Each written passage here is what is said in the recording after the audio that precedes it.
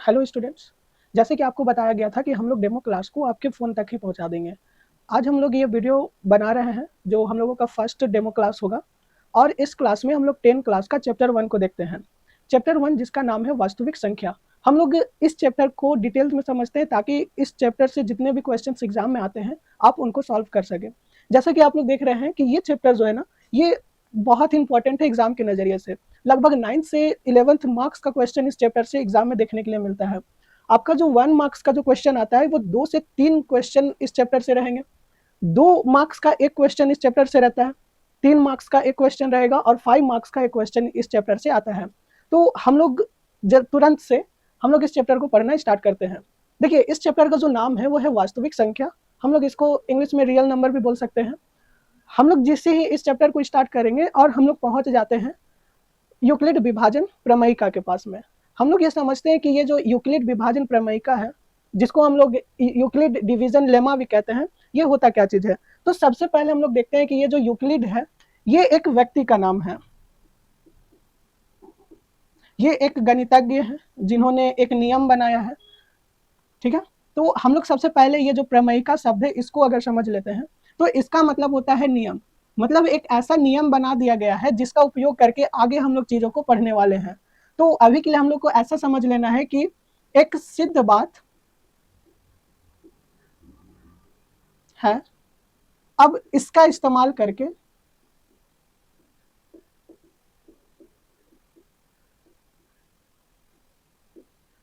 हम लोग आगे दूसरी बातों को सिद्ध करने वाले हैं।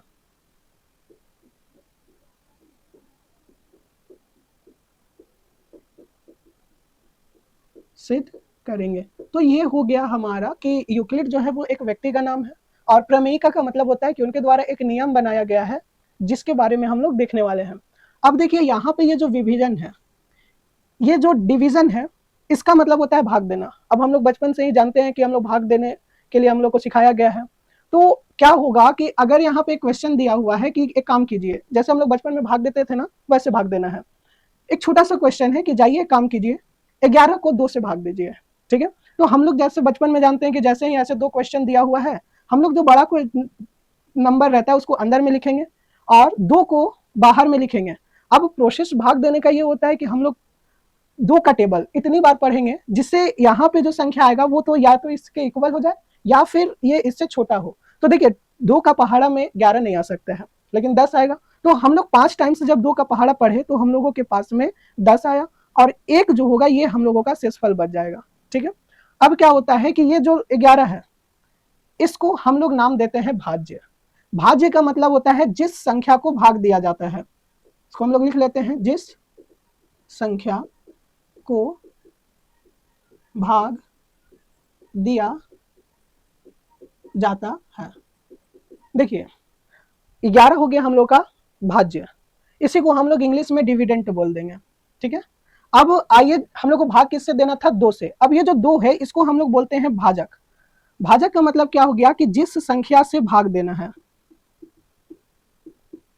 क्या से भाग देना है। ठीक है, और इसी को हम लोग इंग्लिश में डिवाइजर बोल देंगे। और जब यहाँ पे हम लोग देखिए 2 का टेबल पढ़े थे 5 टाइम्स, तो यहाँ पे जो संख्या आता है इसको हम लोग बोलते हैं भागफल। इंग्लिश में इसको हम लोग बोलेंगे क्वोशिएंट। और जो एक बच जा रहा है इसको हम लोग बोलेंगे शेषफल, इंग्लिश में बोलेंगे रिमाइंडर। अब देखिए, क्या हम लोग इसको इस तरह से लिख सकते हैं कि भाज्य जो होता है ये भाजक गुना भागफल में जब हम लोग प्लस कर देंगे शेषफल तो उसके बराबर होता है। जैसे कि देखिए, अगर हम लोग इसको यहाँ पे लिखते हैं कि ये जो 11 है, हम लोग क्या बोल सकते हैं कि 11 जो होगा ये 2 गुना 5 प्लस 1 के बराबर होगा। ठीक है, अब देखिए इसी को हम लोग क्या बोले थे, यहाँ पे जो 11 लिखा हुआ है इसी को हम लोग नाम दिए थे डिविडेंड। ठीक है, और ये 2 हमारा क्या चीज था, इसको हम लोग बोले थे डिवाइजर, तो इसको हम लोग लिख देते हैं डिवाइजर। ये 5 हम लोग का क्या था, ये हम लोग का क्वोशिएंट है, तो इसको भी हम लोग लिख लेते हैं। और इसमें हम लोगों को यहाँ पे मल्टीप्लाई का साइन दे देंगे हम लोग, और ये हो जाएगा रिमाइंडर।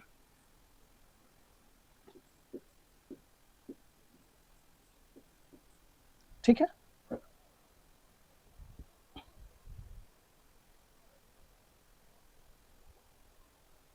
तो ये हो जाएगा हम लोग का रिमाइंडर। अब देखिए क्या बोला गया कि देखिए ये जो स्पेलिंग है ये डी से स्टार्ट हो रहा है, हम लोग इसके बदले में यहाँ पे लिख लेते हैं ए। ये स्पेलिंग भी डी से स्टार्ट हो रहा है तो इसको भी हम लोग लिख लेंगे बी। ये क्यू है तो इसको हम लोग क्यू से ही दिखाएंगे और आर को हम लोग आर से ही दिखाएंगे।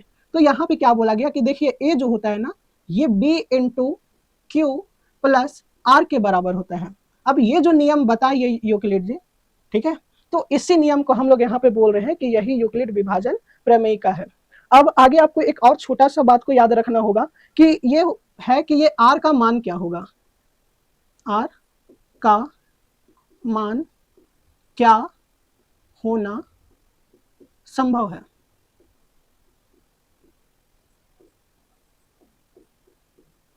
ठीक है, तो अगले वीडियो में हम लोग ये देखते हैं कि ये आर का मान क्या हो सकता है और आर का मान क्या नहीं होगा, क्योंकि यहाँ पे जो क्वेश्चन बनेगा यही डायरेक्ट आपको 1 मार्क्स का क्वेश्चन एग्जाम में देखने के लिए मिलेगा। तो अगला वीडियो में हम लोग इस आर का मान को बहुत अच्छे से समझेंगे कि क्या हो सकता है क्या नहीं हो सकता है।